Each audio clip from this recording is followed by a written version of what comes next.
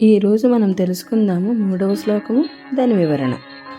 అవిద్యానాం అంతస్తిమిరమిహిరద్వీపనగరీ జడానాం చైతన్యా స్తబకమకరందశ్రుతిఝరీ దరిద్రాణాం చింతామణిగుణనికా జన్మజలధౌ నిమగ్నానాం దంష్ట్రా మురరిపువరాహస్య భవతి.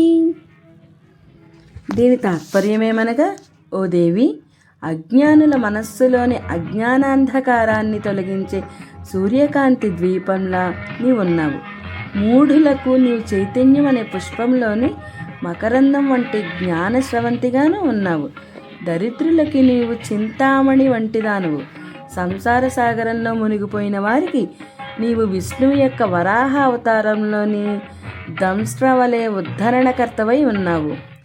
దీని వివరణ ఏమనగా, ఈ శ్లోకంలో దేవి యొక్క మహిమను 4 విధాలుగా వర్ణిస్తున్నారు.